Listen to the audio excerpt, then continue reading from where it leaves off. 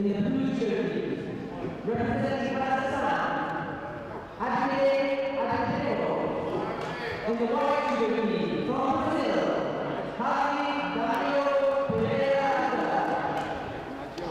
on lap 2, in the men's under 19 years. In the blue jersey, from Great Britain, Cameron Bradley. In the white jersey, from the United States of America, Mickey Miles. And on in the men's under 100 years, in the blue jersey from Pakistan, Repechage, and in the white jersey from Germany, Warwick.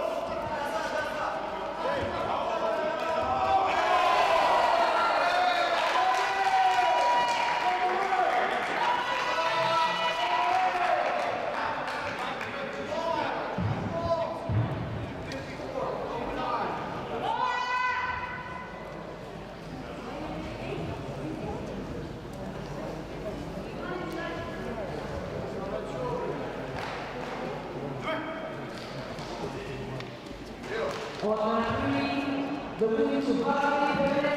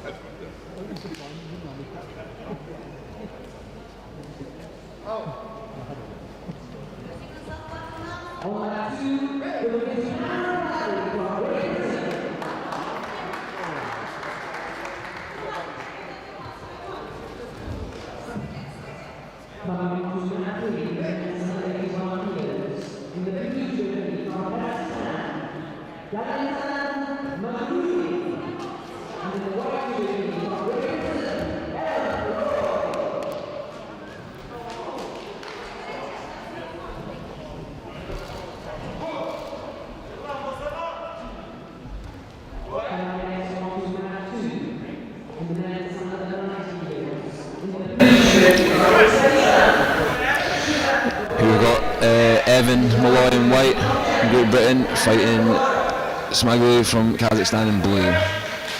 Yeah, actually Smagululi is a really tough opponent for Molloy in this first round. So that happens sometimes when you don't have so many competitors, but you have the good competitors here. So you are potentially matched up with a strong athlete in the first round.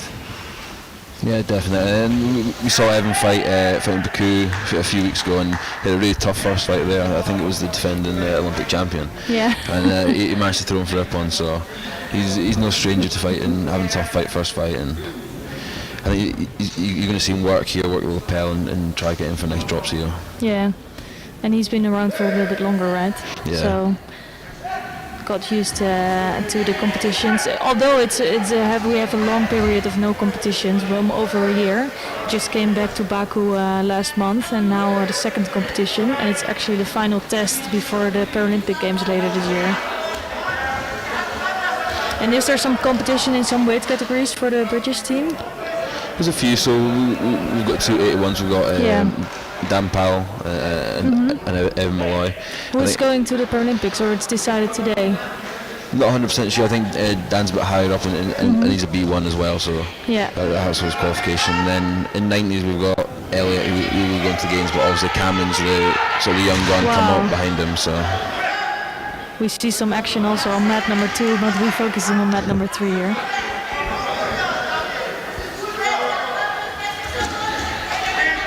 Nice Yoko Tominagi attempt by the Kazakh there. Yeah, I think if you are facing the Kazakh, the Uzbek team, you will know that you have a tough opponent. Especially, we saw the Uzbeks yesterday, almost wiped the floor with some of the medals in most of the categories. So. Yeah, and with that, even with some of the Paralympic champions and some of the really good ones, they are missing here. I think they are taking some rest and just decided to prepare for the Paralympic Games later. And but still they have a really good team. It just shows the depth that some of these countries have. It's a little bit similar to the Japanese.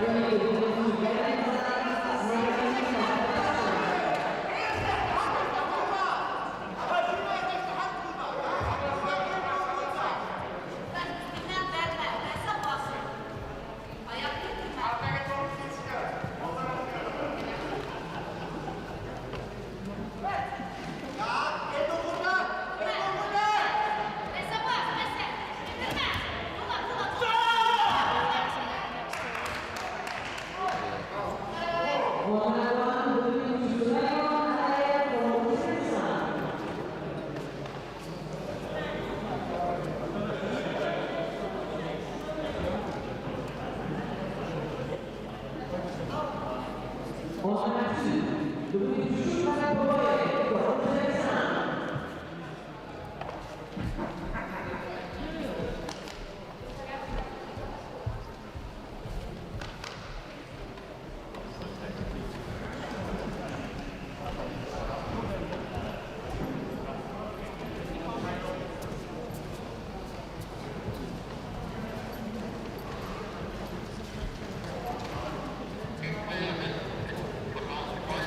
Coming on to the national Paralympics in the blue jersey, representing Azerbaijan,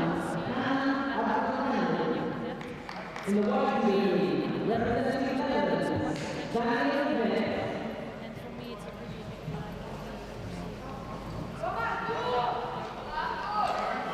Coming on to the national Olympics in the blue jersey, representing Georgia, I'm not sure if he's able to overcome and in the white jersey, representing Brazil, I know Lashra Kizilashvili from Georgia. He's been relatively new to the scene. He's a good athlete. I expect him quite soon. We're still waiting for our athletes to medal.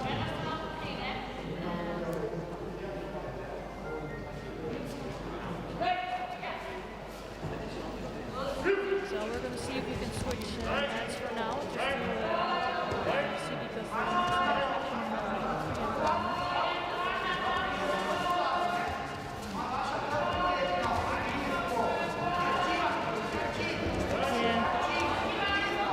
yeah, I talked to the coach today, and he started judo quite late. So, but I think it's really amazing that he's here, and they just want to show that they are around, and they really are gonna. Yeah, he's now in a hold down, so it's gonna be hard for him to get out of that. But for me, the fact that he's here and that he's trying, it's really amazing.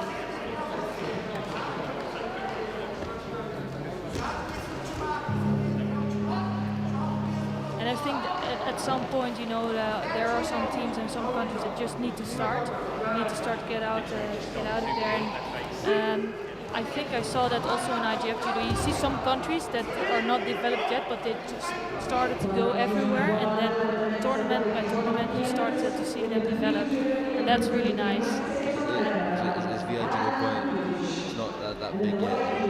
It's not there yet. Basically, there are some clubs, so there are some people that are really passionate about it. But also the fact that, for example, in the Netherlands, they don't train together like in Great Britain, and I think this is needed because it's really high-level judo, and you just need them in partners to make sure you get the right level. Here, Abdullah Kandi just beat Knecht in the first round, and I hope for Knecht, of course, that he is able to get a repechage. So I think we're going to stick with that one for a little while. In the next contest, we've got Sharif Kowal on his bench to the right, going off against Yerlan. I think the 100 feet is quite strong, and it's always nice to watch.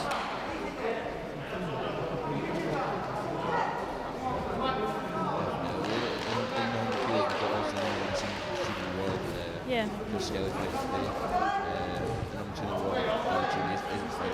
No, I was going to say, yeah.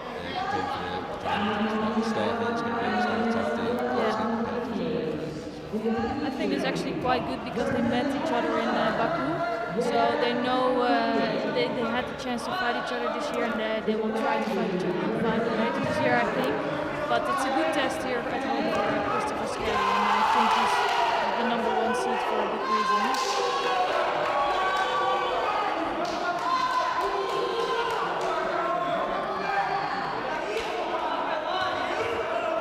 So mat #2, there's just been a really big upset for Kizilashvili going over against Cavalcante of Brazil.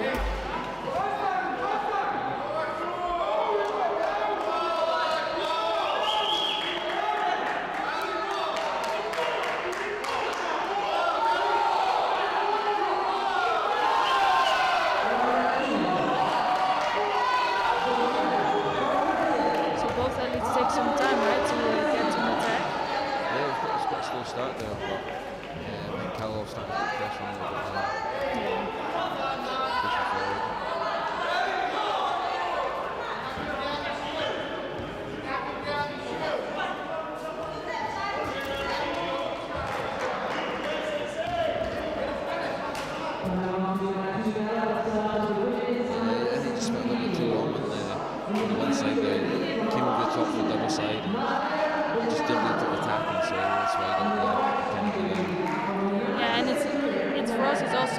as you see, that the rules basically are completely the same as IGF Judo. There's some slight adjustments just to make sure that the athletes can follow the rules. But I think in the end, all the rules, like the one-sided grip, being defensive, all those things will give you a showdown.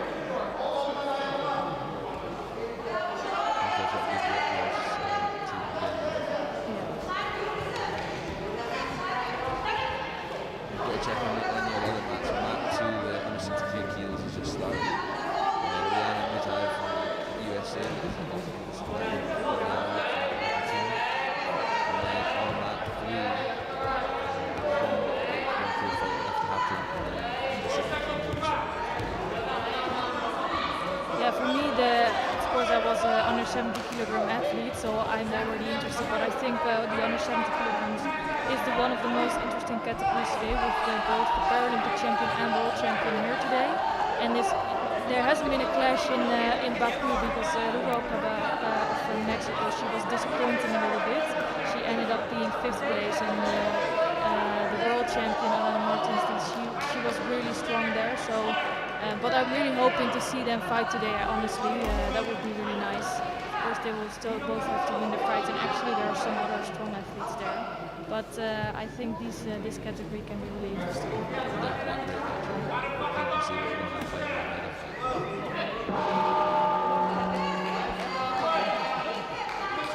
Carlos on the belt.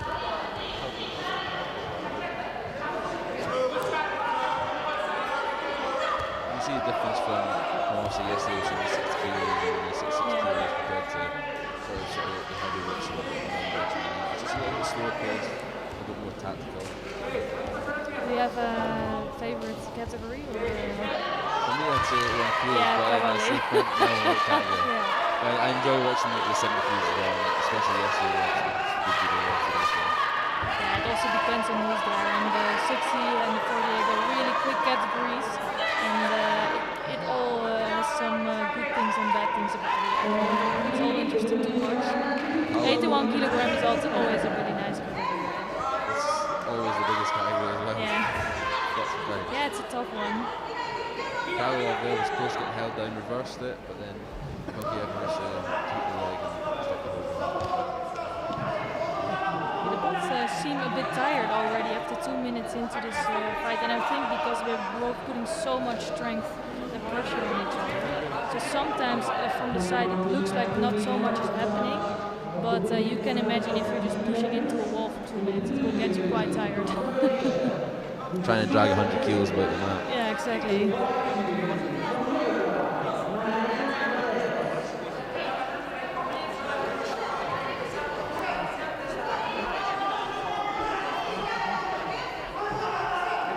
I think they're just using a lot of strength.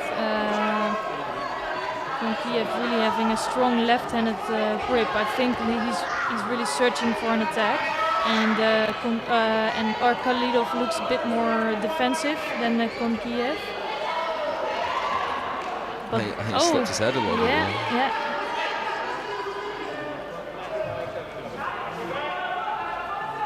Yeah, so it will give him his second penalty already. It's not a really clever move from him. It's a penalty he didn't really need to take. No. He could have went the opposite way, could have snapped it off, but then now it puts the pressure on him. There's a minute and a half to go, and he's got 2 shoes, can't afford to take another one. No, and I think Konkiev is actually quite strong with his left-sided grip. So Khalidov trying to come in with an attack, but you can see that Konkiev is quite controlling there. Definitely, he's a great sleeve control there. Yeah. He's putting the pressure on with his body.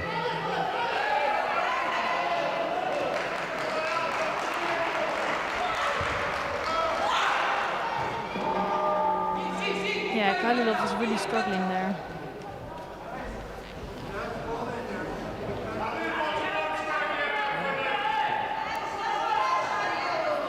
I think Khalidov's definitely going to need to get a decent attack in here, or he's going to be in danger of getting that third shooter. Yeah, and Khalidov is really actually a really good athlete, so I'm wondering if we can see some more action from him. I think he's so struggling with the grip of Konkiev. Now he's really trying to go for it in left. Yeah, you can see here that he's a good judoka and he has great technique, but he's just struggling with his grip. You wonder if for the first 4 minutes, the first 3 minutes was just a bit of nerves, or he didn't warm up properly or anything, but he's starting to pick it up now in this last minute and the pressure's on. Yeah, there's so many things you need to think about if you're an athlete. Especially for me, for example, if I didn't do a proper warm-up, you really have to go quite deep in your warm-up, otherwise you will be completely destroyed in your first contest. I don't know what your experience is with that, but... Definitely, I've been there before when you maybe take the bomb a bit too easy and you go out to the contest and the big right hand flies over and you have to drop to your knees and take the shido, but... Yeah, it can be really frustrating. And also, if you don't do a proper warm-up, you can really suffer in your first contest, like with your shape. Ooh, that's nice. Nice Makikomi attempt from Konkiev. It just looks a bit stronger and physically stronger than Kalilov. But I think Kalilov just reversed it and got the hold down. Has managed to catch the leg. Yeah, let's see if we can free that. That will be a really big change. He only has a few seconds left to do that. Not sure if that's going to be enough. No, that's going to be it probably. 3 more seconds left on the clock, but I'm not sure that if Kalilov can come up with something. You know, it almost looked like he gave up there. He initiated the attack, sort of let go of the grips, and then Konkiev took the advantage because Mati had it been called, came in for the Makikomi and got the Wazari. Yeah, you see that Kalilov is really struggling there.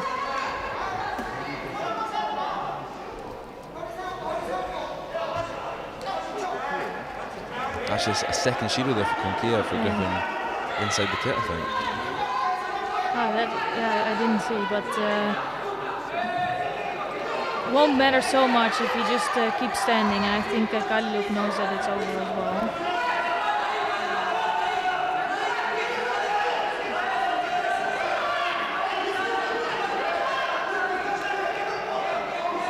I think Kalilov was just trying to close the space a bit too much before Hajime was called there. Yeah, he knows he has only a few seconds left, so he has one more attack. There it is. That's what all he needed to do. And Konkiev basically only needed to stretch out his arms just to take the win here. It was an interesting fight though. Kalilov just came a little bit too short physically, but good win for Konkiev. Actually, Konkiev's gripping, we saw throughout the fight, was just better. To put it simply, he was leading that with the sleeve hand pulling it into him and the left hand behind the neck and dominated the fight. Didn't need to do too much. No, exactly. So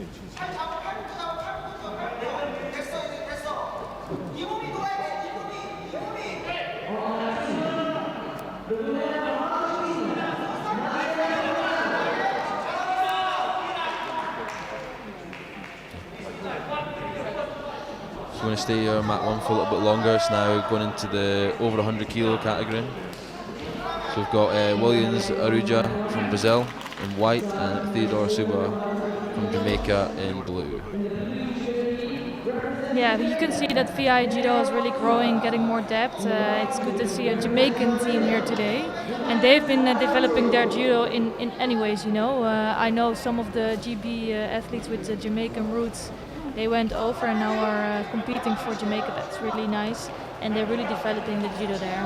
Yeah, you've definitely seen a big push this sort of last cycle. Ebony Drysdale Daly moved over from I think that's the best example, yeah.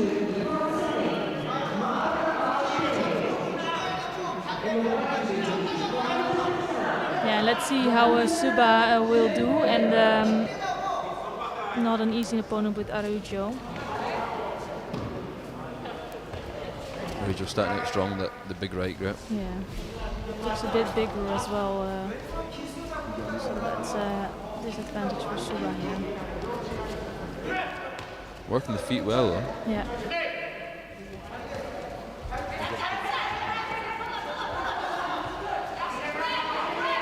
He is struggling with that right-sided grip from Araujo. Araujo now coming in as a right Haragoshi but switch to Makikomi. Now scoring a Rosari and see if he can manage to get a hold down. Not sure. I think Araujo waited a little bit too long. He was in danger of being in a hold down himself actually.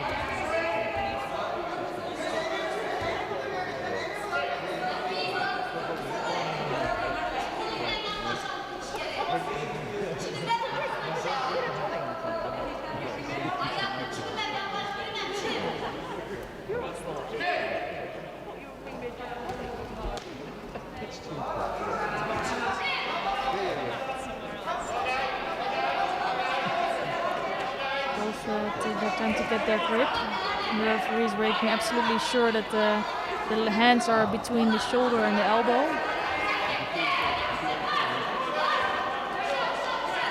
You can see Brazilian already creeping that right hand up. He knows where he wants to have that grip, and I think he will try to do the same thing he did in the last attack. You can see he's just got great posture here. Yeah. He's waiting for the right moment, getting the movement, working the feet until he gets that right reaction. And we could see another Makikomi coming at some point. Yeah, and Suba really have to try to get out of that grip, but he did. He had a really good reaction trying to take over Araujo.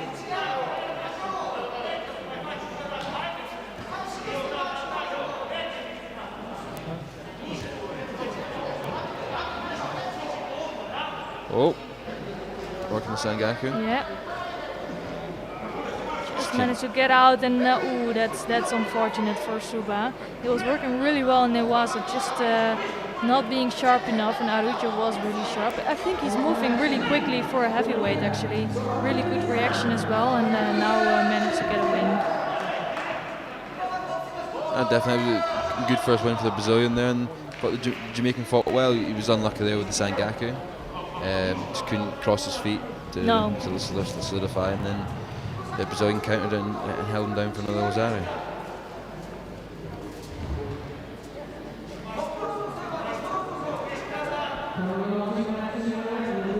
Yeah, we're going to watch one of the other British athletes, Jack Hodgson. Hodgson, yeah. It's a difficult name, right? At least if I have to say it. But what can you tell about him? He's been around for a while also. Yeah, so we've been at the me and Jack have been there for about 5-6 years together. Yeah. So when I first started, that's when he sort of joined the centre as well. And he's had some really good results in the past. He's had a world bronze medal. Yeah. And some other medals at the VI Grand Prix and stuff. And I think he's coming back. I think maybe a little disappointed in his performance in Baku, but he's ramping up towards the Paralympics, and hopefully he can get a good performance here today just to solidify his place. And also to get some self-confidence. In the end, it all matters. You know, the biggest event of the year will be in Tokyo, but it will be good to get a medal here. And also I think it's quite different than IGF Judo. There's a lot more tournaments there. We only have 2 Grand Prix this year, so you absolutely want to get some. Yeah, you want to do well. Yeah, definitely. And an interesting fact about Jack, he's a really good chess player. Really? Yeah. I need you for those facts today. That's really nice. Yeah, he has a really tough opponent though, with Fernando Sastre in the first round, bronze medalist of the last Paralympic Games. That's not going to be so easy, but not impossible for Hodgson, right? Definitely. So we'll look at Jack. He's left-handed.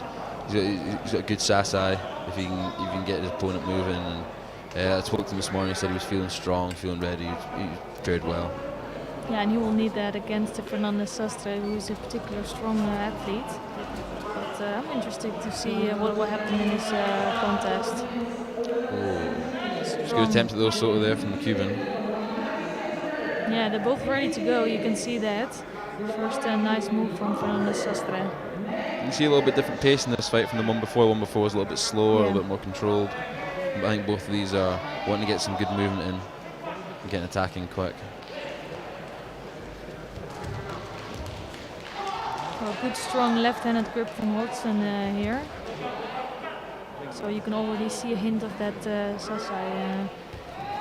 And I think he will go for that, right? That was also a really nice move. Yeah, just lost the grip there.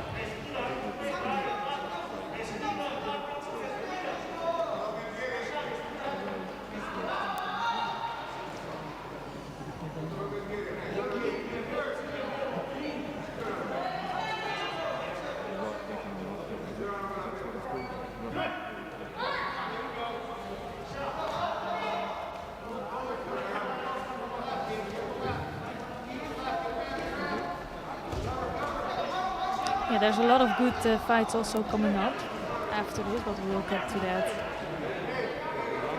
Cuban putting the pressure on a little bit now, pushing on. Yeah, they're really left against left, so they're blocking each other out a little bit. It will be hard to get to a good technique and to get close to each other. Oh. Oh, that's a really good move from Fernando Sastre. Unfortunate for Hudson, but yeah, I think you saw Jack playing with the foot sweep again, and Cuban predicted it and then just caught his own foot sweep when Jack went for his and just pushed him over for a nice zip on. We'll see Jack again in the repechage later on. And, for sure. Hopefully he can push on. Yeah, it's good in this case that it's already the quarterfinal, so he's sure of a repechage. And it was a really tough round against Fernando Sastre, and it's hard one to beat, but he gets another chance.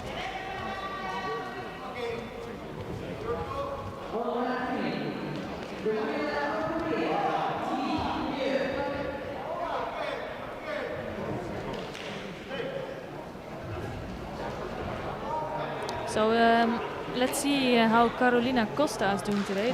She's the European champion, current European champion of Italy, and she will be facing Sarah Chung of the United States of America. We will see Costa in white judogi and Chung in blue. And Costa has done really well in the circuit for the last few years, and I think she lost in Baku, so she had some. A little bit disappointing tournament, but she will be absolutely burnt to get this gold medal here today. Sometimes that's just what it takes. You have a little bit of a disappointing performance, the medal doesn't necessarily come, you go back, work on what you needed to, and then come out all guns blazing next competition. Yeah, exactly, and sometimes the losses, they will actually help you the most, and because you know what went wrong, you know what you have to work on. Not the case here, that was really great. Nice and quick finish there. Yeah, I think she shows that she's really one of the top contenders, and she will be here for the win. I think she's the #1 seed here today. And she will have some good opponents, but I think she will be the favorite. She definitely started off strong. So next contest on mat 1, we've got Zarina Babatina from Kazakhstan in white and Durasat Karimova from Azerbaijan in blue. Yeah, the Azerbaijan team, they didn't send a big team here, but they sent some of the strong athletes, and I think that Karimova wanted to have some more competition there. I think the 63 and the 70, for example, are not here, but we'll see there are some good ones here. Yeah, definitely, and you see with some of the countries that are here that they brought the number 2s and 3s, so they're also resting the number 1s for the games, but it gives these ones behind them a good chance to come to this environment and get some experience and hopefully medal. And also it's quite a strange period because we're already, like normally the Paralympics would have taken place in 2020, and now the new cycle actually already has started. Normally you would have 1 year that's a little bit like a settling period, and then after that it would start again. And actually that's already, we're already at this point. So also the youngsters that will be really hungry to compete and to gain the #1 spot actually.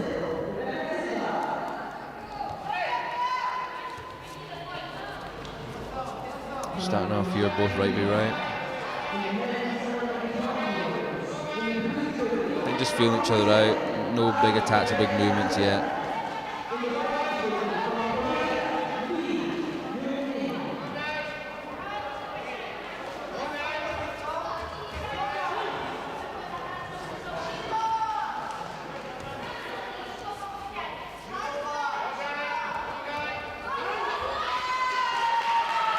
So this is a sheet of each. I think both are playing a bit too cautiously there, no real attacks on each, so that's why they both get the sheet for the Pacific.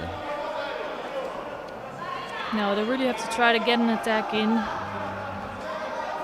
And normally after like around 40 to 50 seconds, if nothing happened, the referee will both give them a little warning to say you have to step up your game and really come to the attacks.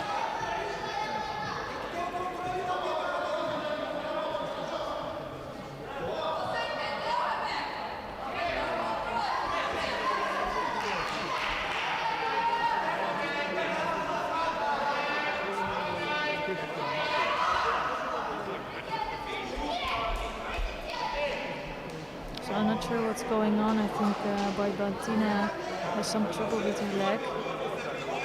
So let's see if she will be able to continue.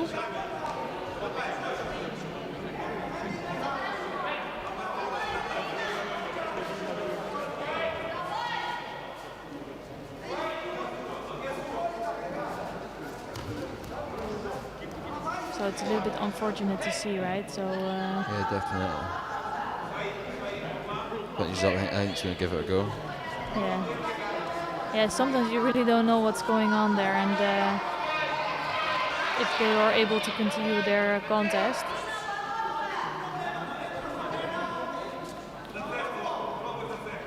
And, obviously, she needs quite some time. And I think Karimova will be really pushing forward now.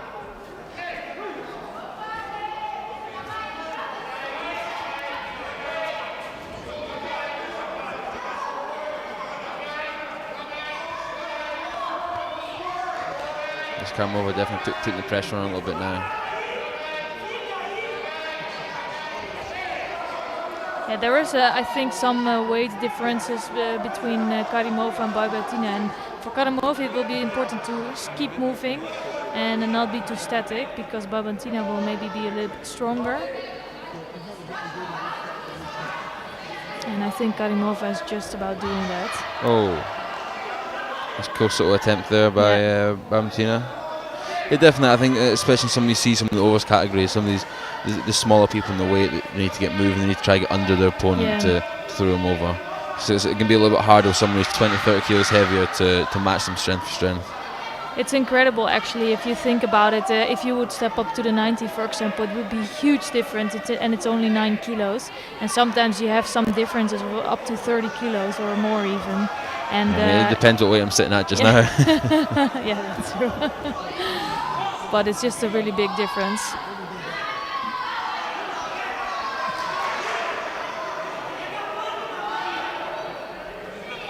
So we're going to keep watching this map because Christopher Skelly's coming on after this contest.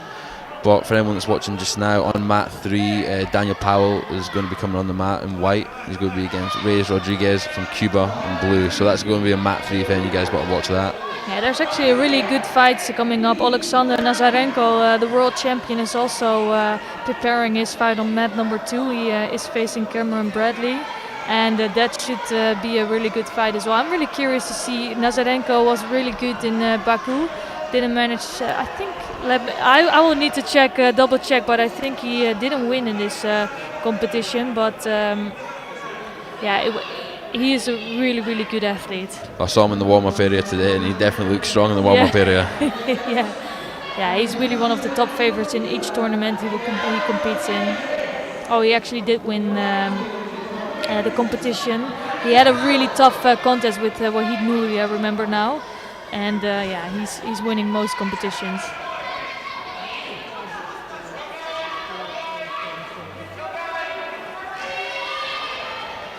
So here it's Karimova that picked up 2 shidos along the way. It's still 1 minute and 8 seconds left into this contest. She's struggling, I think, also with the physique of Babantina. She's definitely a little bit more heavy than Karimova. And let's see if she can find a solution for that and manage to keep moving and get some good attack in. Yeah, definitely. And quite interesting on mat 3 where Daniel Powell's fighting, obviously. Not the map we're watching just now, but Nigel Donoghue, multiple European medalist, and actually our performance director for Team for GB Judo, is actually in the chair for Dan. So that's really nice to see as well. And in the meantime, it's both athletes picking up another shido. It was not the most attractive contest. They just didn't manage to get in enough attacks, and it's Babantina who comes away with the win here. Karimova, of course, gets another chance because this is the quarterfinal. But it will be Babantina in the semifinals. Yeah, if you can always check the other mats if you want to watch another contest, of course. You can go to the other channels. And if you want to read about any news of IBSA Judo, you can go check the website IBSA Judo, and you can also check IGF for some articles. And of course, we hope you stay interested in VI Judo. Yeah, definitely. And we've got a treat coming on to mat 1 next with Christopher Skelly coming on. He's been really consistent over the qualification period the last few years. With sort of his signature Tom Nagy, which we might see come out today. And he is really good on the ground, but he's going to have a tough fight against Pomenov here, first fight from Ukraine. So yeah, that's really hard actually. Pomenov is also a really experienced athlete. For sure they know each other. And I think Skelly is the favorite, but it's Pominov is not to be underestimated. There's a really big difference in height here.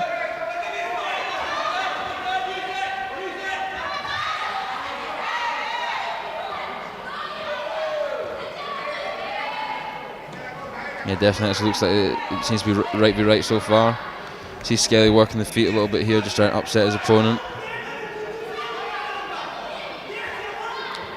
Yeah, I always liked that Skelly is really, he will always fight really hard, and he's actually a really complete judoka. He is really good touchy and newasa, and I think that's what's making him so dangerous.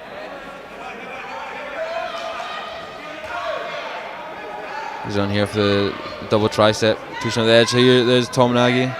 I think he just missed the leg slightly, just a little bit off centre, so Paralympic managed to slip off to the side. And the good thing is that he has some time now to work on newasa, and he will take his time because he knows he's really good at it, and he will take the time to build a technique. Yeah, definitely. And I know Skelly, he quite often goes to Brazilian Jiu-Jitsu clubs to practice the newasa, and just get feel a different style in newasa, because they do a little bit differently than we do in judo. So yeah, I'm hoping that he doesn't do all these techniques here. It will not work for him so well, but I think it's really good. The Brazilian Jiu-Jitsu, I know some of the athletes are doing that to improve their newasa skills. Yeah, I definitely know, like on the IGF2, Kukiolj, who just got silver at the World Championships, that he does a lot of Brazilian Jiu-Jitsu as well to improve his newasa. He really is an amazing athlete, isn't he? I'm not sure if he's qualified for the Olympics now. I think he has. He needed to get to the final, and that's what he managed to get to. Actually, when I saw he went out in the hundreds, I know he only had a few chances, so I was really hoping, and I thought after his last defeat, I think he got, he didn't get a medal in the last tournament. I thought, okay, that's going to be really tricky for him. He should be he needs to a world final or something. He managed to get there. When the pressure was on, he managed to show it, and that's just, a lot of these top judo players have that when it comes down to it, they can perform in the day. Yeah, and I think it's really nice because he really belongs in Tokyo for sure, but he just didn't have enough time for the competitions before that. If he would have switched a year earlier, for sure he would have qualified easy, and now he did. Yeah.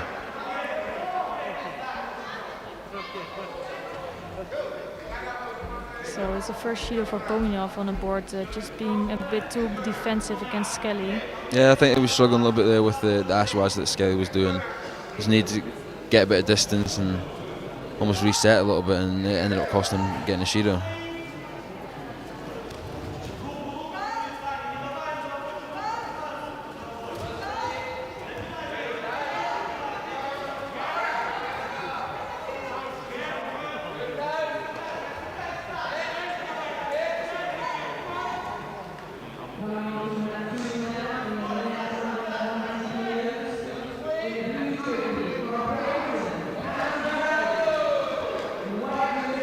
So again, just Skelly working the feet and just really upsetting Pominov. He's not getting a chance to really settle with his gripping or get the grip that he wants. No, it's not an easy contest, and Pominov, of course, he probably studied Skelly, and he knows how to defend, of course, but defending is one thing, and that's what also is giving him some Shidos on the board. It's sometimes you start to be able to defend against somebody that's really strong, but only defending is not enough. You need your own attacks. Yeah, I think he definitely needs to work on that right lapel grip and get it down. It's causing real bother throughout the whole of this fight, and another drop there by Pominov, and just to escape, and he could be in danger of getting his third Shido.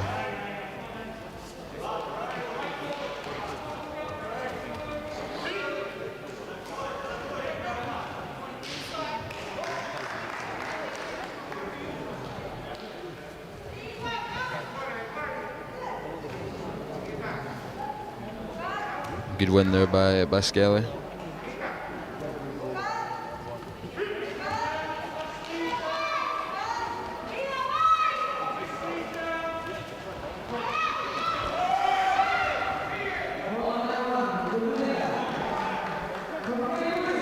So we're actually going to go and switch mats possibly.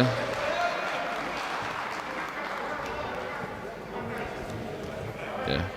So we're going to switch over to mat 3 currently Daniel Powell's fighting on there, and he's Rosario up, but we're going to watch some of the 81 kilos and then some 90 kilos after that as well. Yeah, the Nazarenko just beat Bradley on mat number 2 with a great ippon.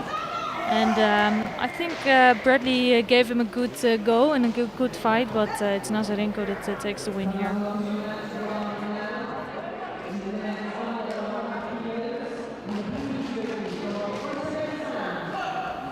Perfect. Hello, mat 3.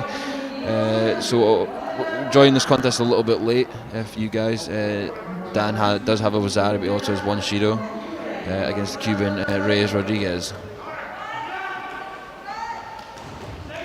Yeah, and it will be actually really nice to stay on mat number 3 for a while. We will also have the Paralympic champion after this, Avila Sanchez. And I'm curious to see in what shape he is here today.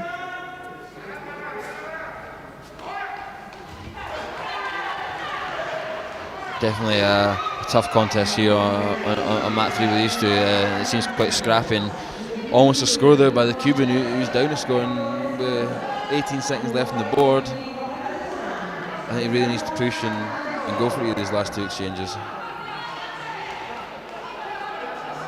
Yeah, it's really good to see the Cuban team. They're always physically, they're always really strong.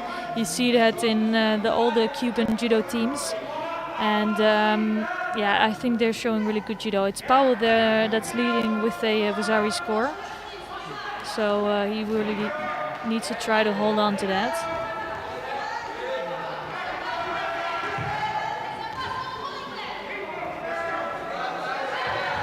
Yeah, definitely. I think he definitely done the right thing there in the last 18 seconds of the fight. He just scored up. He could take another penalty. Yeah. Just get on the grip, nullify your opponent a little bit, and just run out the clock for the rest of the time. Yeah, and I'm not sure if Rodriguez realized that he only had a few seconds left, because he was not really attempting any technique anymore. Yeah, he did seem quite calm, and maybe just a little bit of a miscommunication between him and his coach. Yeah, and also it could be that he just felt he had no power anymore, or actually his opponent was really controlling the contest so well. But yeah, he didn't get the win in the end. And we've got a really good fight coming up next on mat 3 in the 81 kilo category. Eduardo Oliva Sanchez from Mexico is coming up against Galmaz Smaguli from Kazakhstan. I think this is going to be a really good war between these two. Yeah, I think so too. We just saw Smagululi, he's in really good form, but Avila Sanchez, he is the Paralympic champion. And yeah, I think he has some more competitors that are really good in this weight category. He's not the absolute #1 anymore, and that, I think you see that in any case. You know, a few years ago you saw some people who would win quite easily. So if you came to a tournament, you knew already this is the absolute top favorite, and I think that's changing a little bit. So you know, also in the 81 kilogram, there are more people that can really take the win. Yeah, definitely, you see it in all the weight categories and across all sports. It's really hard to stay at the top. Yes. Everyone else is gunning for that top position and studying you, finding out every single thing you do. So.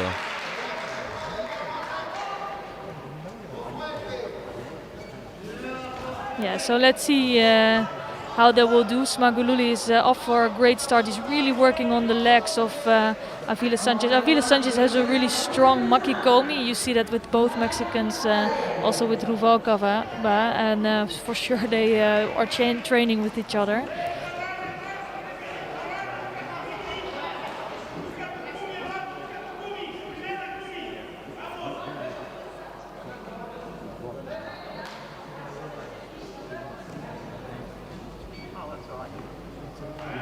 Really, we see some good action today. There's a lot of good ippons, attractive judo, and that's really good to see.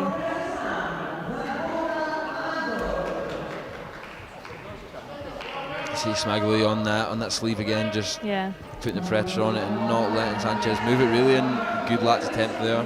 You really could see that coming actually, and good turnaround from Avila, because I think that Shimewaza was always on there, almost on there. I think Smagululi is looking quite defensive when he's preparing for that technique, so he needs to watch out with that a little bit.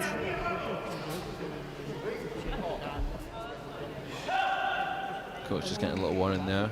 Yeah. You're not allowed to coach during the contest, only during the mates. So. Yeah, actually in VI Judo that's a little bit different. So you can say some things, it just needs to be a little bit into the borders of what's acceptable.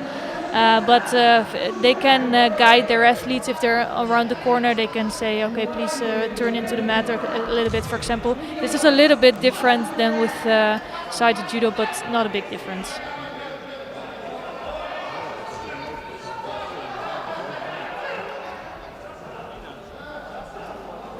So here you could tell, I think it was not a bad attack from Avila Sanchez, but Smagululi is really physically really strong. So Avila Sanchez is struggling with that.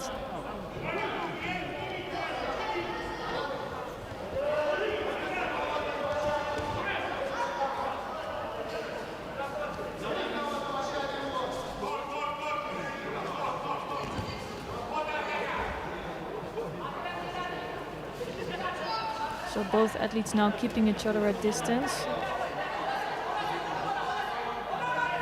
And I think now Smagululi really trying to compete with one hand. He was really breaking the grip. And I wouldn't be surprised if if a referee would do something about that. Yeah, so I think he was just trying to mix up the grips a little bit, but just wasn't getting that second hand back on quick enough. No. Yeah, so he will pick up a Shido for that. And I think sometimes also when the athletes, they have to train with the sighted judo, they are used to even also working on this grip, so they're used to a bit of a different style, and you can pick up a Shido for that. Oh, and a Shido for the Mexican as well. Oh, really? So they're both getting. I think that it's good that they both get a warning. You know, keep your both hands on unless you really want to change the grip. So how's that with the British team? Do they sometimes also do it with the kumikata, or they always start with the kumikata on? It depends on what group's peaking for what competition. So also the last sort of month, 2 months, we've been helping the Paralympic team prep. Yes. In the VI's prep. So a lot of the randos we've been doing with them, we start on the grip and test fights and stuff. Yeah. And then like before the World Championships, they were helping some of us prepare, and they did a bit more off the grip. So and it's just always catering to watch teams fighting next and doing what's best for the team. That was a really good attempt coming from Avila Sanchez, and he's still working on that arm. Ooh, he just lost it there, but it was really dangerous for Smagululi. And I think that was the best attempt so far in this contest. Yeah, definitely. I think it's the first time Avila Sanchez has managed to get his hips fully in, and it almost paid off. Very close with the arm lock as well. I think Smagululi was lucky to just manage to twist the elbow the other way, so it wasn't getting snapped out straight. And I think this is where Avila Sanchez is the most dangerous with this Makikomi, and also when he can transfer to the Newaza. So it's Smagululi again here picking up another Shido. He keeps taking one of his hands off and just not necessarily putting it back on, and that's twice now he's been caught for it and paying the price a little bit. Ooh, that is dangerous for Avila Sanchez. He was in danger of being taken over, but right back in Tachiwaza. Yeah, actually Smagululi has to watch out to not pick up another Shido for that. He's really not grabbing two hands on. And Avila Sanchez starts to look sharper and better with his attacks. It's a really nice solo attempt there.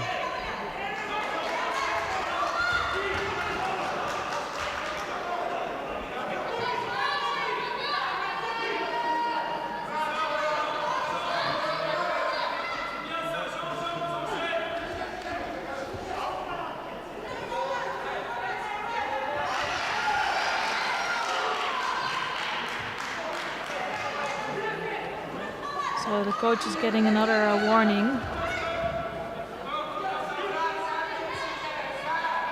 So you can tell your athlete, for example, that they're in the corner of the mat during the Ajime, during the fight.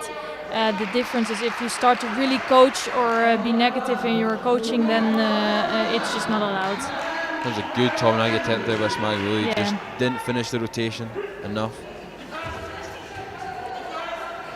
But this last minute fight, I think it's going to be really good. Yeah, and it's going either way. Dangerous. attempted by Smagululi, didn't really get any preparation for it, just sort of dropped in and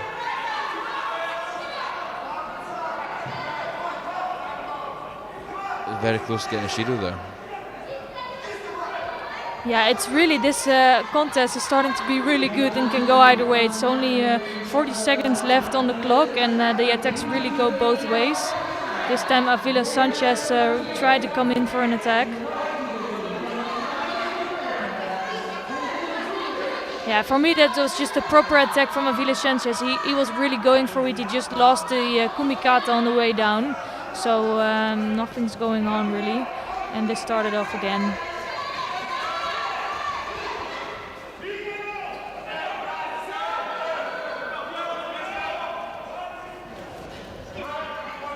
Good gripping here by Smagululi. Yeah.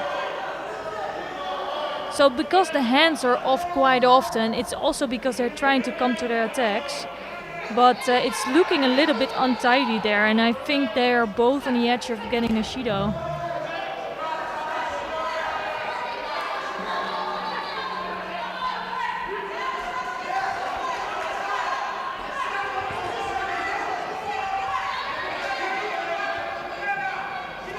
So it's going to be a golden score here, and I think two things could happen, or they manage to get a really good attack in, but it's also a good possibility that one of them will pick up a Shido, and for Smagululi that would mean a loss. Yeah, definitely. I think the Kazak's probably the one in the most danger of getting it. He's constantly moving his grips, and it's been working, but if he doesn't get that second hand on quick enough, then he really does face the danger of losing the contest.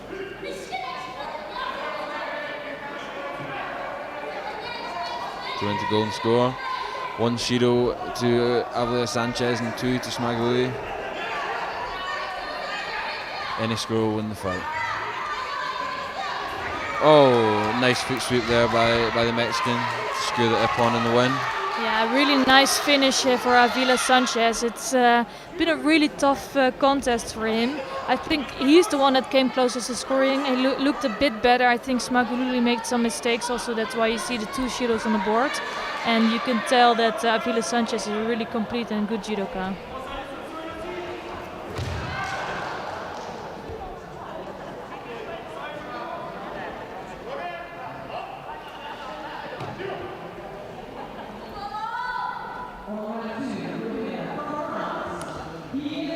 So we are actually going to jump over to mat 2, where Elliot Stewart's coming on next for Great Britain. So if you guys want to see him fight, move over to mat 2 and we'll join there with a commentary as well.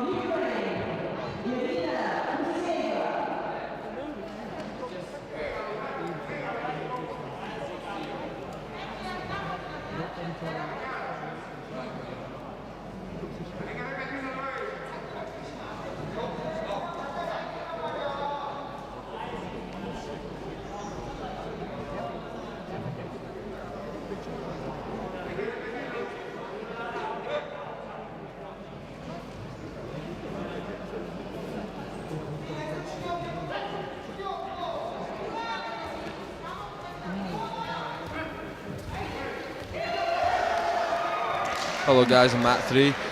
Came to join you guys to watch some of the under 70 kilo category. So we've got Ina Kaldani from Georgia in white versus Guan Lee from Korea in blue. Yeah, I think Kaldani is relatively new to the scene as well, but she's sure showing some really high-class judo in the last competition. So I'm interested to see how she's doing today. She doesn't have an easy opponent. It's Lee Keung of Korea. And of course in this category also Ruvalcaba and Maldonado. So it's a really tough category, the under 70 kilogram, but yeah, let's see what she can do. Definitely, you see just now, especially with Georgia, there's a real push to improve and get more women fighting over there. Yeah. And you see, especially on the IGF tour, Liftoniani on 57 kilos is a great talent. She's really an amazing athlete, and I know her for a bit longer, of course, because I went to Georgia a lot, and you could see she was so talented already. She was really, always really motivated, and now it's all coming out there. And I think she can really surprise on Tokyo Olympics, actually. And we also have Chanturia in the under 70. She obviously needs a bit more time, but she's also one of the big talents. So it's really nice actually that they're developing a team, and hopefully someday they will qualify also for the team event. It's good to see they've got such an unorthodox style of judo. You often don't see some of the big Uchimatas and the big Koshigurumas in the women's category. They're really changing it up. Yeah, and it's nice to see actually that Lipertiliani is almost competing like one of the guys, you know. She has really great throwing techniques and wrestling techniques, and yeah, it's beautiful to see. And she upset already Deguchi, I think, in Tbilisi at her home tournament. So yeah, I'm expecting a lot from her. Kaldani, in the meantime, already has a Wazari on the board, and she's doing really well. She also has a really good uranage. It's Georgians are quite famous for that. So as soon as one of their opponents will get in there, she will throw in her hips.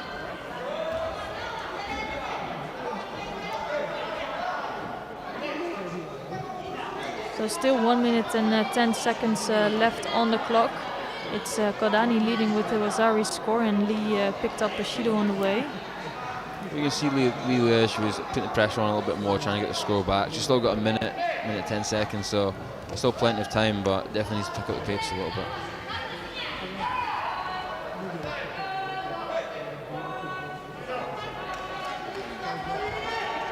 Yeah, she picked up a 7th place at the last World Championships, so she is around there for some time. But she is struggling a lot with Kaldani. Kaldani now doing a lot, really good work on Newaza, and she just managed to get the hip on. She was really quick there with the drop. Yeah. Put the jacket under the chin and then rotating around just to put the strangle on. Yeah, and that's another thing you see in Georgian judo. I think for a few years ago you could not see any Newaza, they were just not interested. And now they really start to win their fights, especially Lipitiliani is a good example. He is really good in Newaza. And you see all of the judokas now starting to do Newaza. We see, yeah, he's fantastic with that arm roll. And yeah. I know what we personally in GB call it the Sally roll, because also Sally Coleman. Yeah, she's quite good at that as well. But yeah, so you're really proficient with that, and you see a lot of the sort of the younger and the next generation coming through. Tato Grigishvili, 81s, wins a lot of his fights on the ground as well. So. Yeah.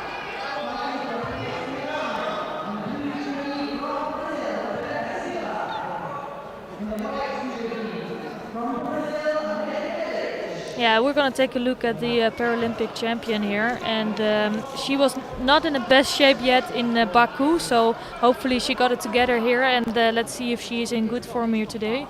Lenia Fabiola Ruvalcaba Alvarez, quite a long name. She's the current Paralympic champion, and she will be facing Shelia Samarian Hernandez Estupinan of Cuba. It's two very long names. Yes. We might just mention Ruvalcaba against Hernandez. You can see here that although she's the Paralympic champion, she's the number 2 seed of the world ranking, or she's the number 2 of the world ranking. That, of course, is because Alana Maldonado, since the World Championships, she basically won every tournament in the tour. So she's really the top favorite.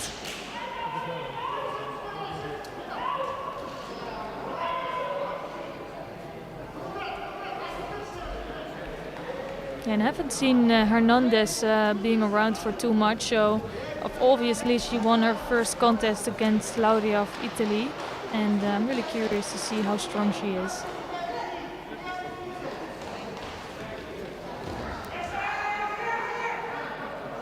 Oh, and that's a really quick finish for Ruvalcaba. I think Hernandez picked up an injury on the way down. It's unfortunate to see, and we might just change to mat number 2 to see what's going on over there. It's a bit unfortunate for Hernandez. I was hoping to see some other finish there.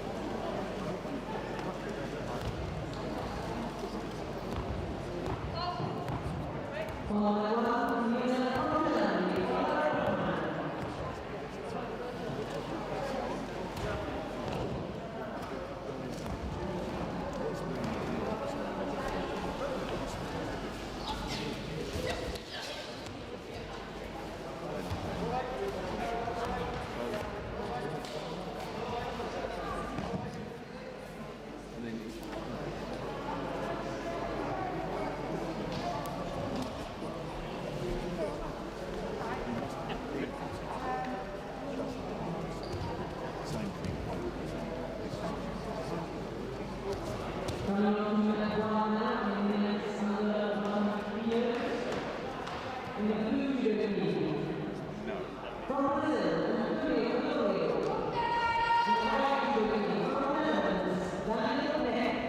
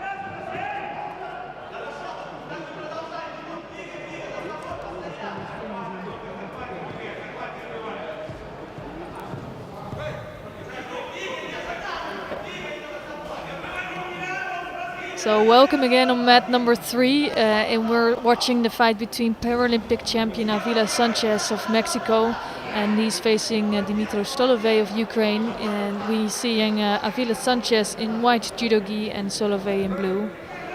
And they both had tough fights before this. Avila Sanchez, the one we saw, and he was really struggling but managed to come up with a really good win.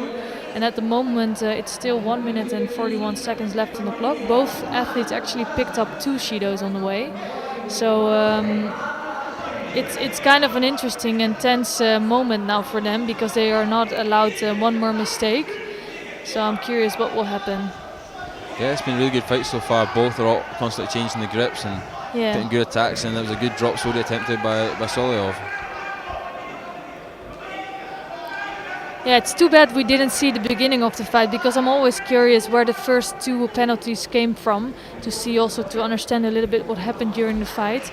And I saw in the last contest also from Avila Sanchez's side that he's changing the grips maybe a little bit too much and playing the rules there a little bit, and that is maybe how he ends up with 2 shidos.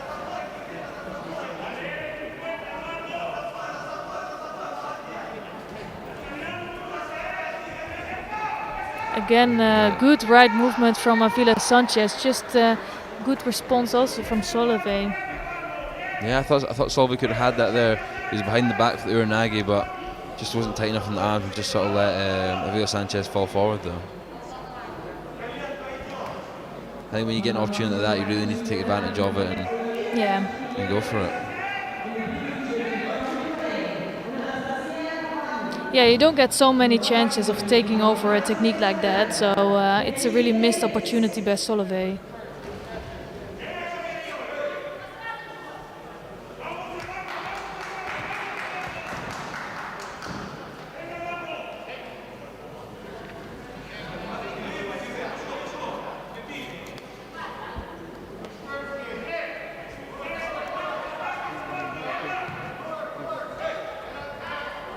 So we also have some repechage contests going on the other mats. Of course, if you want to watch that, you can go to those channels.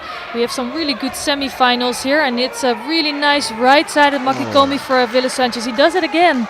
Caught him well there. Yeah, just in the last minute of the contest. I think in last contest he was actually in the golden score, but he always needs some time and he needs to work really hard, but he manages to come up with the score. It's not over yet. He has 2 shidos on the board already, so he cannot just defend on that score. He really needs to keep active. Yeah, it was a great attack. He clamped him well. He had the arm nice and tight. Solovey tried to again go for the Uranagi, but at that point it was too late. The drive was already going and he fell into his side for the score. So drop technique from Solovey, really trying to do everything to get a score on the board. Oh, dangerous drop Ochi attempt there. Yeah, and if Avila Sanchez now manages to take him down in Newaza, that's really unfortunate and inconvenient for Solovey, because it's taking really precious seconds of the clock. So 7 seconds to go, and we see, I spoke about it, mentioned yesterday in the stream as well, because in VI judo competitions they start on the grip. They can go straight into the action basically, so 7 seconds is still a lot of time in a contest such as this. Yeah.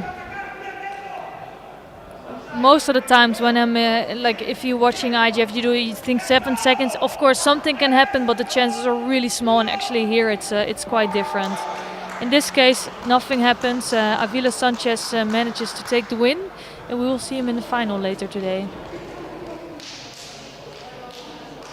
So we're going to stay here on mat 3 for the under 70 kilo semi-finals. If you want to tune into mat 2, we've got Cameron Bradley coming up for his Repechage fight. He'll be in white, and he's against Hector Espinoza in Venezuela in blue. So that's mat 2 if you want to check that out. We're going to stay here on mat 3 for the 70 kilo semi-finals.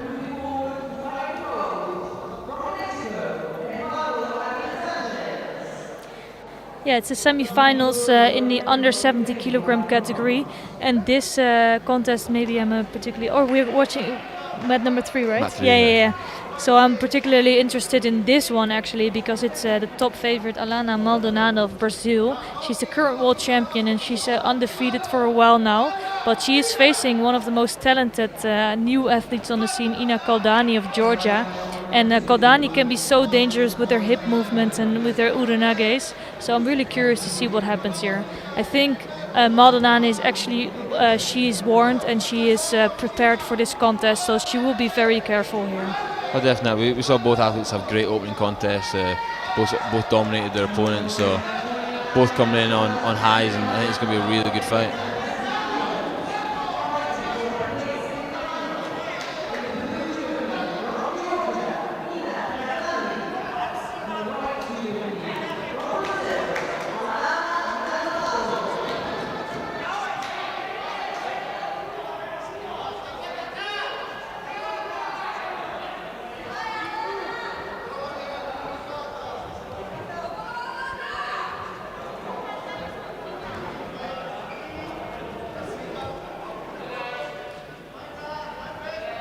Yeah, both athletes need to take their grip. Referees making absolutely sure the arms are bent and they're in the right position.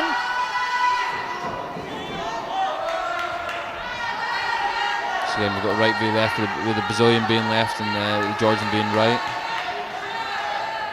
The contest is going to come down to who's going to get that sleeve to them, who's going to get that control into their body. And you can see that Kaldani is really trying to get that sleeve close to her. And I think that's a clever way to work. It's also nice to see the teams of Brazil and Georgia that are really behind their athletes and both cheering for them. And they both know that this is quite a complicated contest. Yeah, definitely. And again, with sort of the pandemic just now, it's a struggle to get any crowd and any public in here. But the support from the athletes and the coaches and the fellow competitors has been great so far. So yeah, they are making the crowd, and we saw in some of the big competitions that it's of course not the best that you have no crowd, and it's completely different as an athlete as well. If you're used to having a big crowd and a lot of cheering from the crowd, you feel that there's another atmosphere. But still, we can get really high quality judo, and in this case, we kind of have a crowd, so it's really good.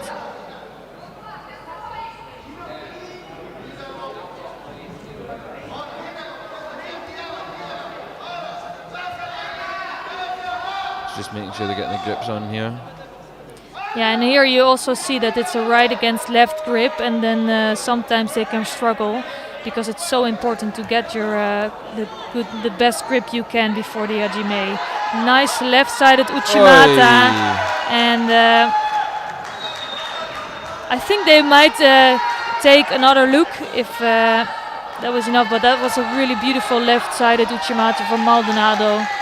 Maybe, yeah. I mean, she stabbed it once she started hopping. Kaldani went to come around the waist for the counter, and she just kept controlling and kept hopping for each mat to get the score, and it's been downgraded to Rosario now, so I think we'll see Kaldani push forward and try and get the score back. Yeah, they took a second look and you could tell, but it was a really beautiful ippon, but the referee was on the other side, but from this side you could see that she actually landed on her side. So it's one more shot for Kaldani, but you can tell if as soon as Maldonado is in there with the uchimata and the leg is up, then Kaldani has no really chance to come in for a urunage. She needs both legs on the floor or on the ground, so let's see if she can manage to do that. Yeah, and I think now Maldonado, you can tell that she got some confidence in this contest. She knows she can score with that technique, so she will try to go in there again. But definitely, she was close there again, even just not even committing fully, but just chopping that front leg, and Kaldani is then having to move forward and sort of lunge forward because she's off balance. So.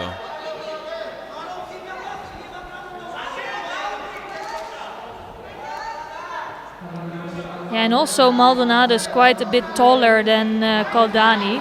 So in this case, as soon as she has that leg lifted, it's really difficult for Kaldani.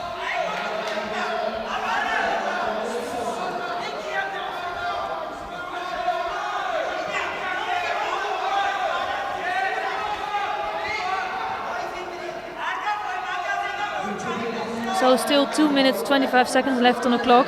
I feel like there's already one contest gone here, but it's still more than half the contest time is left on the clock.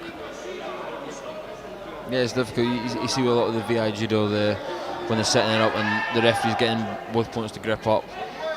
You'll see different people try and move the hand up a little bit, try and start off with a better grip, and it's up to the referee to make sure that it is exactly 50-50 in the gripping exchange at the start. Yeah, I know the point of attention for the referees is also to not make it too big a fuss. You know, if both athletes are comfortable with it, then they will just start the contest. That's, I think, the most important. Of course, the grip needs to be in the right spot. It doesn't matter if it's a few centimeters up or down. Just both athletes need to be comfortable. If that's not the case, they will really check and be sharp on the rules. Yeah, and over on mat 2, there was just a fantastic win there by Cameron Bradley. Just threw Hector Espinoza from Venezuela with a beautiful drop seal. And yes, that just happened on mat 2, and he'll move on further on the repechage. Yeah, I think that was maybe the last repechage for him before the bronze medal contest.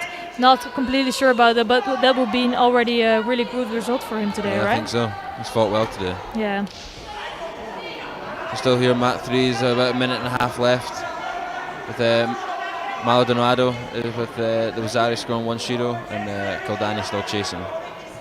Yeah, I think Caldani is really struggling with the height of Maldonado. That's the biggest threat for her in this left Uchimata, and she will try to need to find another solution for that.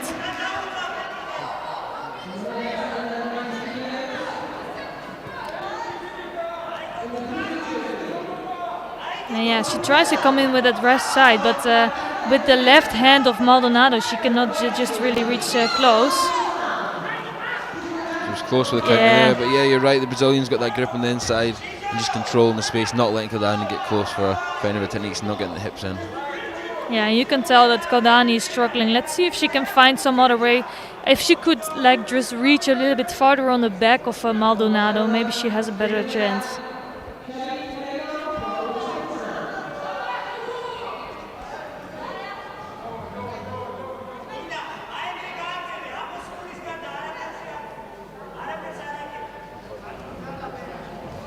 So it doesn't really seem like Caldani is changing too much. She's really right-sided and she wants to go for that right hip throw. And for Maldonado, this just brings more opportunity. You know, she can keep the left hand on the lapel and keep Caldani at enough distance.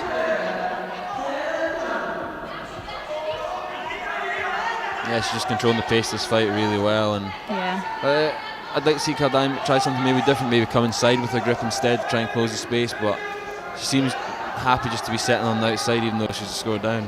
Yeah, and I'm not sure she's realizing that the clock is just ticking away. It's only 27 seconds left on it there, and Maldonado doesn't have to do so much. She might pick up another Shido, but that's okay. She can still have that one more Shido on the board, but it's just Caldani can not really close the gap between her and Maldonado.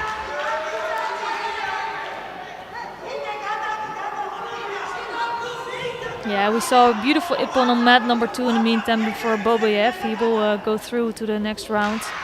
And here it's Maldonado picked up a second Shido as we predicted a little bit. She's just really controlling her opponent and keeping her at distance and making sure that she doesn't get a score back. So it's some last action from Caldani. Let's see if she really can do something.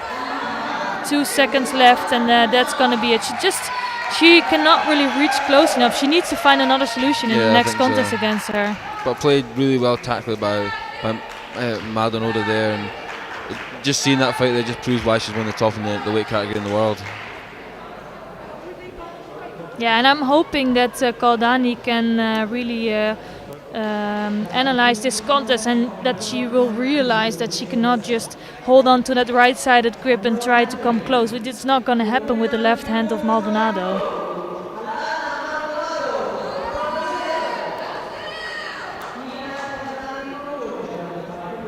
So we have another contest coming up, another semi-final. It's the last one of today, and it's against from Lenia Ruvalcaba Alvaro, the current Paralympic champion of Mexico, and she will be facing Wasila Aliboyeva of Uzbekistan, and that actually is a really tough contest for her. I think so. I mean, the Mexican looked really strong in her first fight. Yeah. Unluckily, her opponent got injured in that first fight. We hope she's all right and she'll recover well from that, but she did look really strong there. But again, she's facing the number 4 in the world here from Uzbekistan, so should be a really close contest.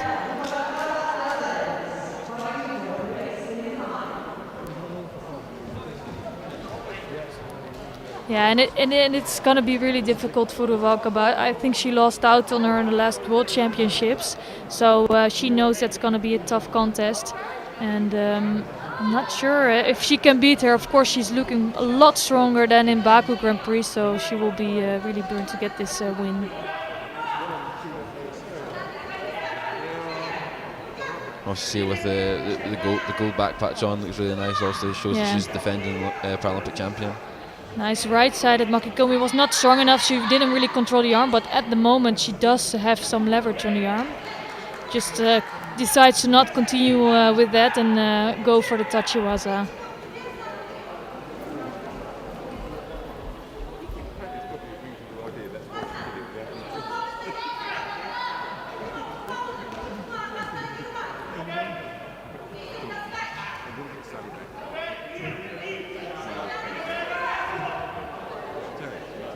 Nice tip there, and then straight into Niwaza for Alibiova. She's going to try working this arm, but sadly just outside the area, so they're going to get Mate called and pulled back into the middle.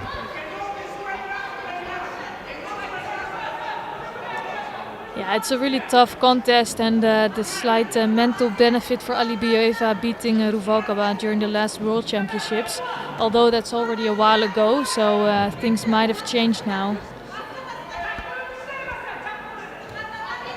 Ooh, that was a really good moment. Just not enough for a score there, just because Alibieva didn't have her shoulders on the mat. Yeah, it's just managed to keep the top of her back off the mat, land on sort of the elbow a little bit and turn out. So good escape there by the Uzbek. Yeah, it was a really perfect time for Ruvalcaba. She was completely behind the legs of Alibieva, but just didn't manage to get a score there. But she looks very sharp, a lot better than in Baku, and I think it's a good timing for her, so she can get some more confidence. I don't think it's nice if your last tournament before the Paralympics you don't get a good result.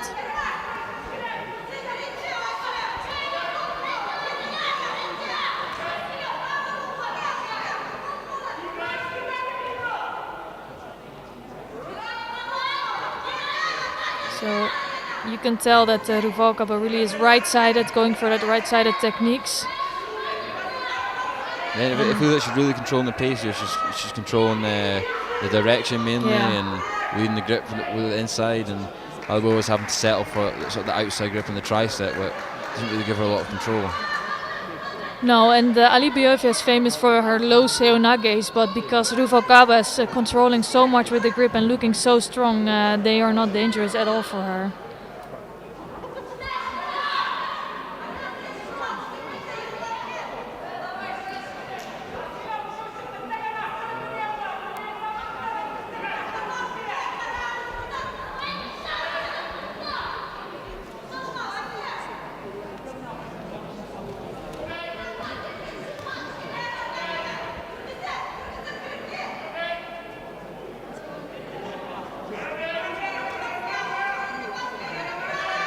Oh, nice right-sided movement from Ruvalcaba. She doesn't make a score yet, she's not able to do that, but she's looking so convincing during this contest.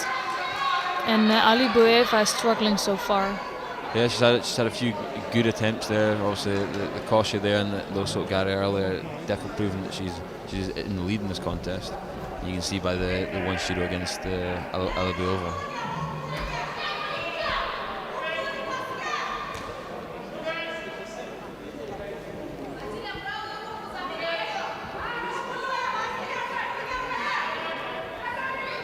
And you can see that Ruvalcaba is really controlling with the grip there, and actually pushing her to the side and hoping for a reaction from Alibieva. She got that reaction, but she didn't manage to do something with that.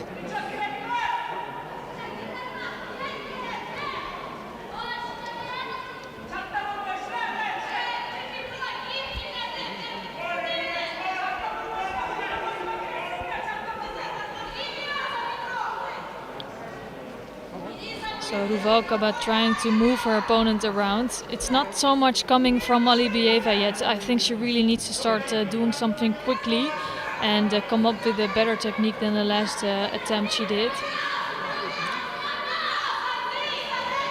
but I wouldn't be surprised if the referee would give some warning to one of these athletes for being too passive. They really need to step up their game.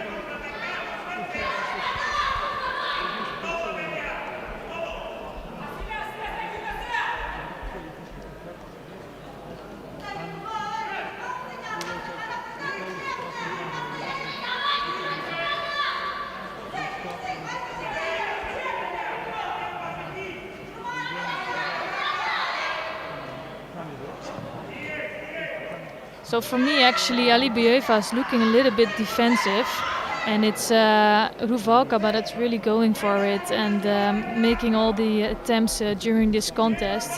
And for me, I wouldn't be surprised if the referee would just penalize IBSA, and he's going to do it right now. It was two or three great exchanges by the Mexican there, where she led the grip, she was putting the majority of the attacks in, and you can't let that happen if you're IBSA.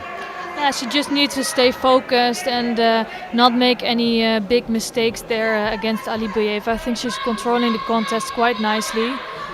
Just doesn't manage to come up with the score yet, but it's maybe not needed if IBSA keeps this tactics, because then she would just pick up a third Shido in the end.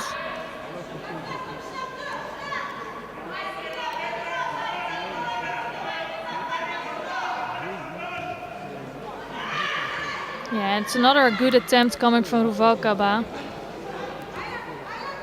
And this is the danger. Actually, this was too slow. You know, there was a stop there, so there's no score for IBSA. But it could be that she makes a mistake with that technique and she's being taken over. Possibly, yeah. She's tying off the top half to see if she can get his foot out. Yeah.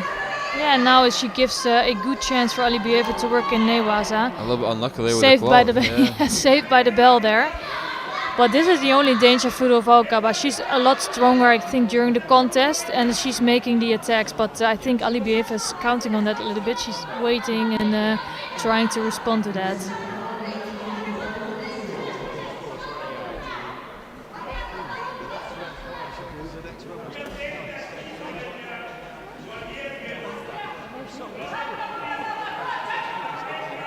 Yep, she's on the golden score now. 2 Shudos to the Uzbek. She really needs to pick up the pace here because she's going to be in danger of getting another one for passivity.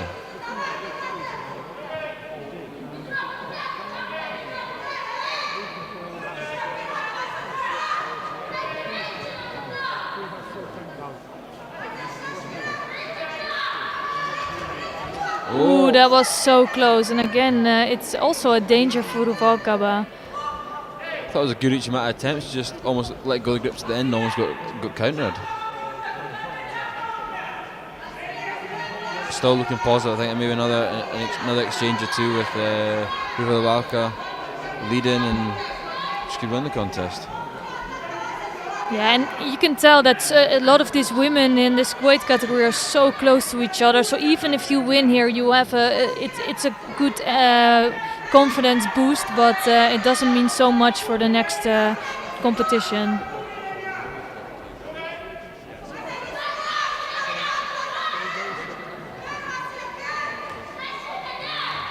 So Ruvalcaba is trying to move around. It's a problem for IBSA because she really needs to come. If she doesn't change her tactics, she will just end up with another Shido. And then it's another good attempt for Ruvalcaba.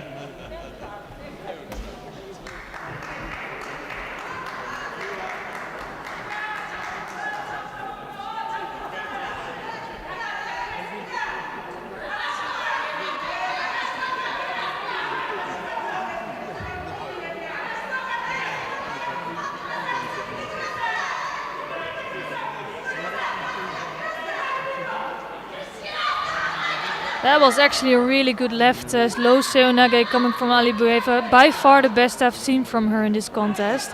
And it shows that you need to stay so sharp. Even if it's 1 minute and 19 seconds into golden score, you start to get tired. So that's when you start to make mistakes. It was actually the perfect timing for IBSA because she really needed to do something and she came up with a good technique.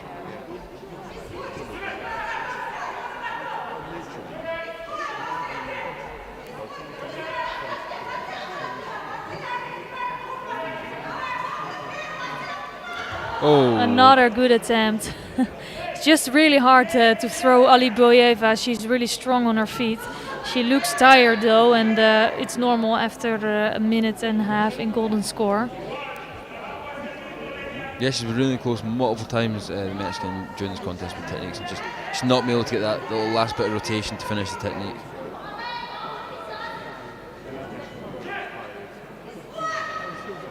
No, there's some work to do for her still, so just to try to finish those techniques. She has a really good timing, and again she comes in for some ashiwaza. Just doesn't manage to really get Aliboyeva off balance.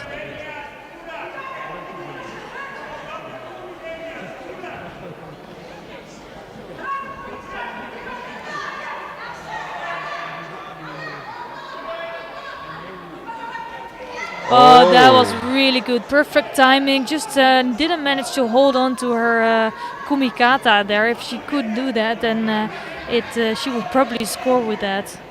Albe was definitely picked up this sort of back half of the golden score.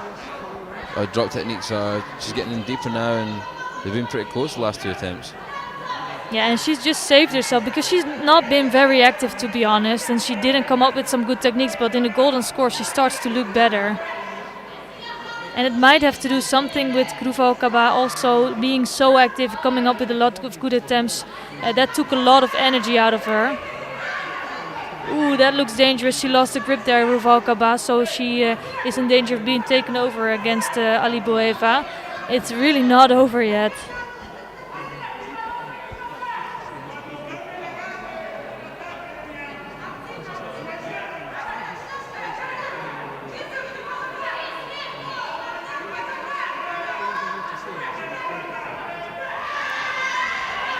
That was so close to scoring. You can see that she comes in with a really strong technique, but she drops down quite quickly. She just collapses. That's why she doesn't manage to really turn over Aliboyeva. It was really close. She was so tight with the grips up top as well, and the body-body contact. It was almost just like her legs collapsed a little bit, like you said, and it just stopped the drive.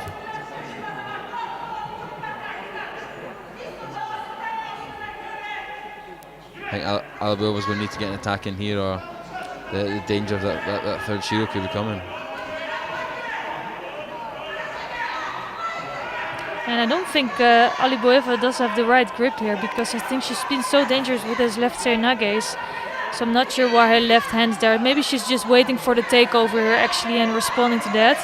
And if Ruvalcaba is smart, she won't do too much here. Oh, that was so close. Exactly what was happening. You know, Aliboyeva was trying to go for that takeover, and it's not the smartest move by Ruvalcaba to go in there while you feel that arm is threatening you and waiting for that. Yeah, it's almost like Uzbekistan was setting a trap almost. Yeah. Gifting that, oh, come in, and I'm going to try to roll you over here. The thing is, it was another attack for Ruvalcaba, you know. It's Aliboyeva cannot wait any longer.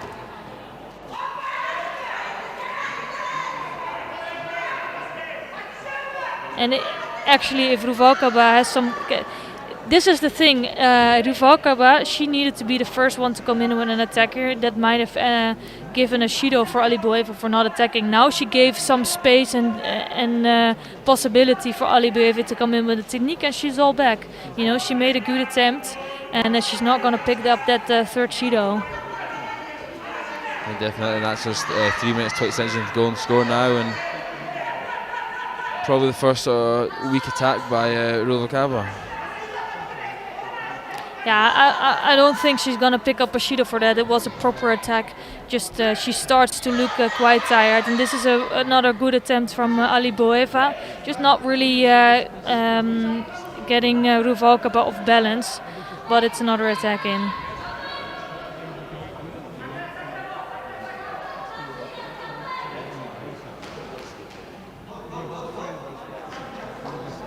And Aliboyeva looks disturbed a little bit by something. I'm not sure what's going on. And she will need to stand up quite soon, otherwise Ruvalcaba will take this contest. Yeah, I think earlier in the fight, maybe in the second minute of the contest, she tweaked something in her leg, and she's fought on during the rest of the contest, but it seems to maybe hurt it a little bit again here, and looks like she's struggling to carry on. Yeah, and actually it might be something in her knee that's not feeling completely well, and she's looking like she's really struggling with that. And honestly, for a competition like this, I wouldn't take the risk of getting a bigger injury. So it's gonna be the win for Ruvalcaba, but it was a really tough contest and it was not over yet. It's unfortunate that Ali Bueva picks up an injury, and let's really hope that it's not too bad, as she is about to go to the Paralympic Games. Yeah, definitely. So we're gonna take a quick break in the competition. We have 4 more contests coming up: the Repechage contest in the 70 and in the 81 kilogram category, and we hope you stay with us. And we're gonna continue in a few minutes.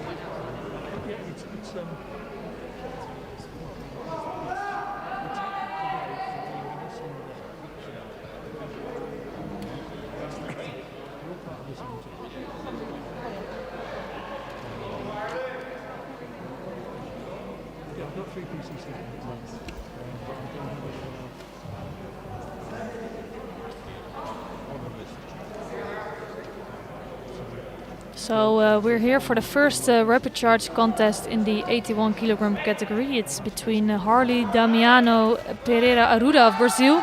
He's wearing the white judo gi, and he is facing Gerardo Rodriguez Reyes of Cuba in blue. And it's the first of 2 Repechage contests in the 81 kilogram category. They will have to decide who will fight for the bronze medal contest. And then after that we have 2 more contests coming up in the 70 kilogram category for the Repechage contests.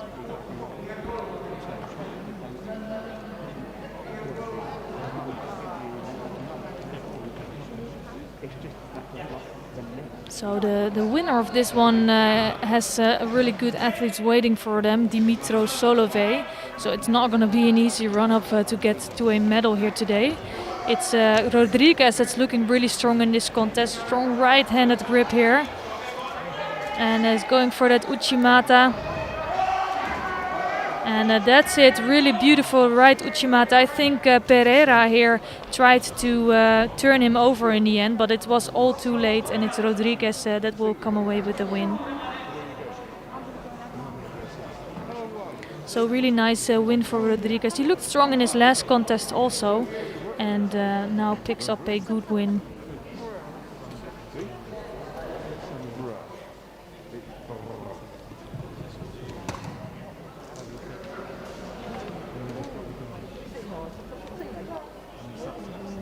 So the Cuban team look quite strong here today. Of course, they had to suffer some loss, and Rodriguez lost his last contest, but he still manages to go for a win here and for a bronze medal.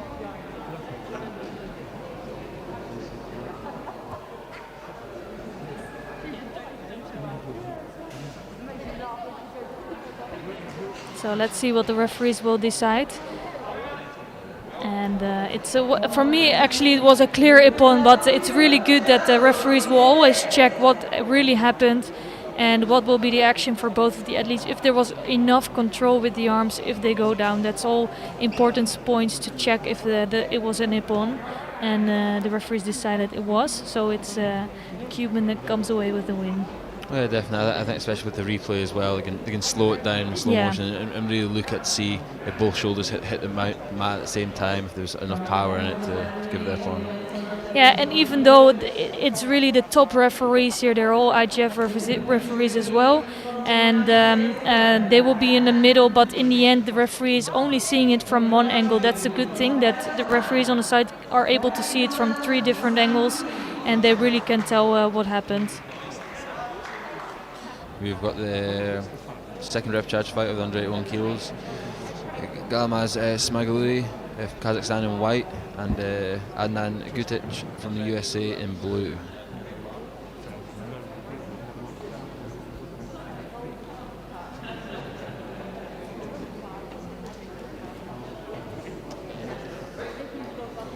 Yeah, and Smaguluri is a really strong athlete. He lost against Avila Sanchez in a really close contest, and he showed that he's a really top athlete. I think Gutic is going to struggle, to be honest, in this contest. It's the repechage of the 81, the last contest here in the 81.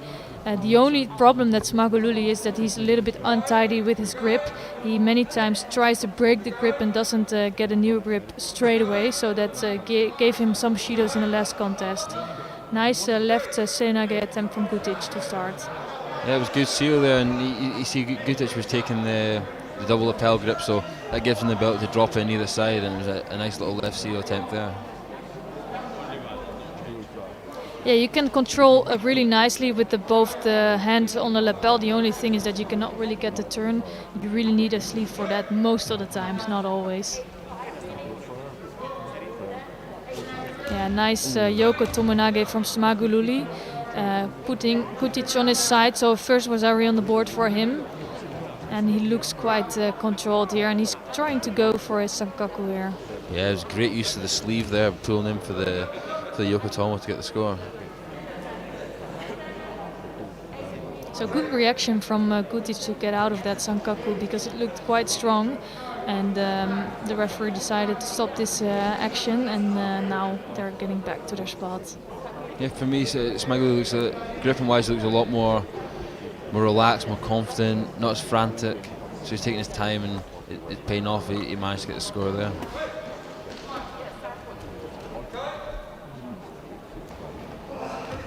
So another Sutmi attempt from Gutic this time, and not really getting Smaguluri off balance at all.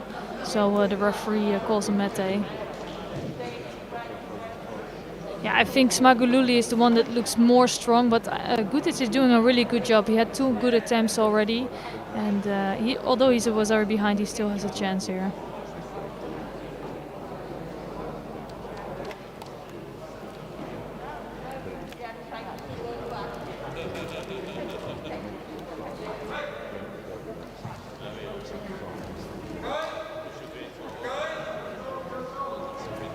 Another Yoko Tomoe. We couldn't see the right angle, but the referee was right on there, so he decided it's a Wazari score, the second Wazari score in this contest. It was only a little bit on the side, just enough there for his second Wazari for Smaguluri. Yeah, I don't know. For me, I think he managed to block it enough that it wasn't a score, but the referees obviously think otherwise. Again, as you said, they've got a much better angle of where the throw landed than we did, so we'll leave it up to the experts, I suppose. Yeah, and that's the thing. Like, I think during the last IGF World Championships, they had so many angles, and you could see the replay all the time. So after that, you could really see what was happening. And in this case, we can only see it one time from the other angle. So I think the referee, was in the best spot here. So down to our last 2 contests of the morning block here in the Warwick. And we have Lucia Breskovic from Croatia in white coming up against Guyan Lee from Korea in blue.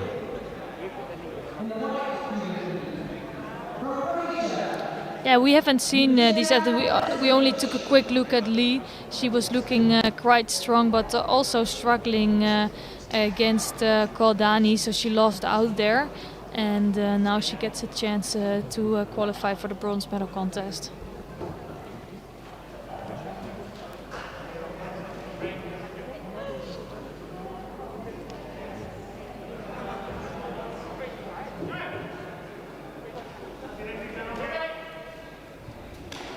So really strong right-handed grip from Lee. She's really knows what she's doing, going to that right side. She wants to finish this quickly, it looks like. But Breskovic has to say something about that. She's not so easy to be thrown. we could hear her slap on the big right hand from over here in the commentary box.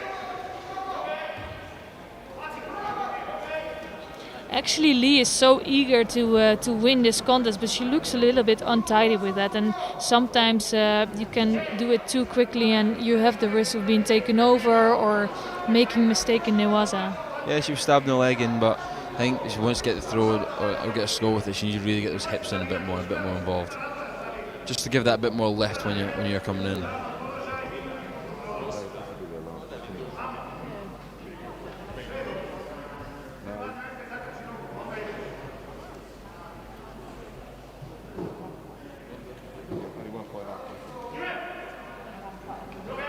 Yeah, you can tell that Lee really likes to have that right hand far over the top of her opponent.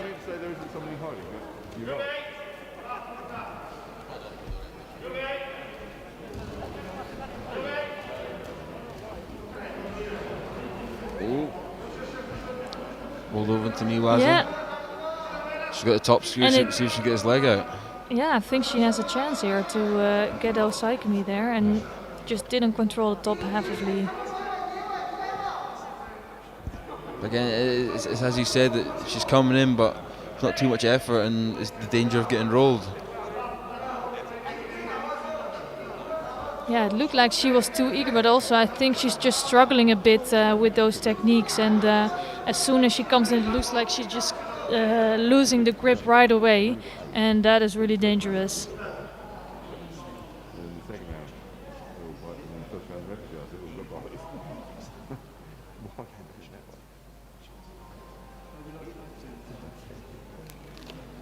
So still plenty of time left in this contest.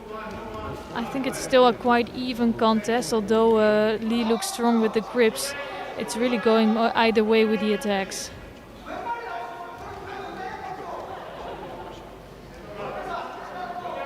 Now this time it's Breskovic just has a really strong grip, and that looks like as soon as she had a really strong grip, she could attack with a really strong one. And she's leading with the Wazari now and just needs to hold on for a few more seconds. Yeah, it was a great change of direction. She's always coming into front. Lee steps forward a little bit and she fakes and goes behind. So great reaction there, great throw and onto the bronze medal fight. Yeah, and she will be facing Ali Boeva there, but I'm not sure if she is able to fight later on today. She looked like she was hurt a bit and really uncomfortable with that knee. I just hope she will fix that, not even for today, but for the coming Paralympic Games. She was one of the top athletes there, so let's hope she can recover well. So one more fight coming up. Yeah, last contest of this morning. Just don't see an opponent though, so it's it was the Cuban. Yeah. Got injured earlier. So I think we're going to conclude with just some greeting on the mat here. Shelia Samarian Hernandez Estupinan of Cuba. She lost her first contest and she was hurt there against Ruvalcaba. So we won't see her on the mat here today. And it's Michelle Jurgensen who would just greet and bow and take the win here.